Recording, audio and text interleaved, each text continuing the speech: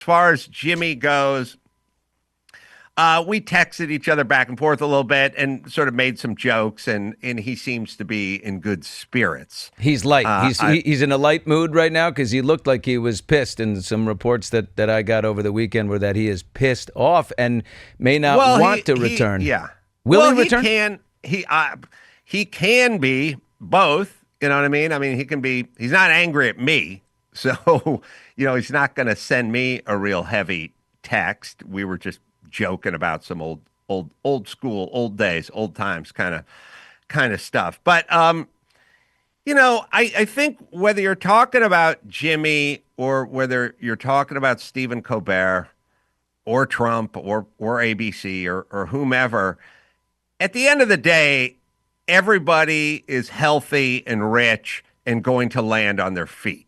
Like, we can argue over whether we like it or not, but if Jimmy comes back, he comes back. If he doesn't come back, he'll produce 10 other shows and end up on one of many streamers or networks or podcasts, whatever. He's a talented guy who never stops working, and he won't stop working, just like Conan didn't stop working when they stopped his late night show, because he's a talented, motivated guy who has really everything in front of him. So, this becomes a kind of issue, and it's kind of a moral issue, but it's not a real practical issue. Everyone is going to be healthy and happy and rich and robust. So I think it's important to kind of at least understand we're not talking about cases where a guy refused to get the vaccination and he was a 19-year firefighter and they threw him off the force and he lost his pension.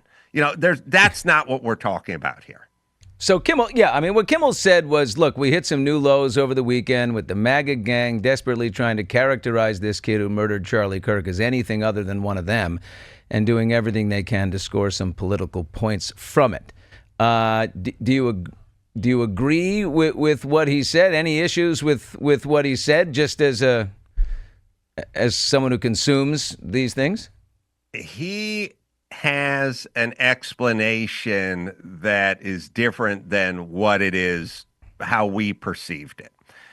And I trust him in that. So I guess, see it. I think I might know what you're talking about, by the way, because I thought there was initially it looked like he was calling this kid MAGA and they didn't want to admit it. And then I thought about it a little more and it seemed to me like he might be saying, actually, it's just that they were more concerned with pinning him on the other side than they were, rallying around the sadness of Charlie Kirk's death and his family. And it was more like a political thing, like, you own him, not us. And he was saying that they were more concerned with that, not saying whether it was true or not. So I think everybody sort of missed that initially. Is that basically, yes, do you think what Jimmy is saying here? Like, I didn't do that. It's your mind will start swimming a little as you try to deconstruct it for the third time. But yes, he was saying something different than was perceived. Then you can kind of double back and go, well, but you had to know that people were going to look at it that way. But I've definitely been the victim of had to know people are going to look at something different than what I meant.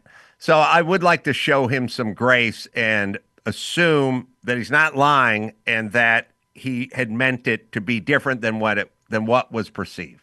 Any insight to whether that the negotiations now between, I understand that Disney's trying to get him back on the air. I don't think they wanted this to be permanent, and that they're probably discussing the back and forth between the two teams or whatever of what he says when he comes back. And I'm guessing Kimmel does not want to be told what to say.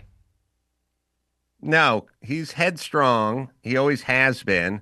It's not one of those traits that showed up with wealth and fame.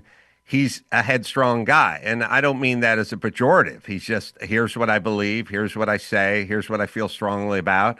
That's who he is. That's kind of always been who he was. And that's probably part of the reason he's very successful. He's not, that malleable. He's not Melba Toasty. He has opinions. He has strong opinions, and he says what his opinions are.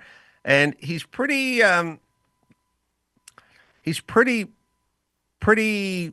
consistent with that.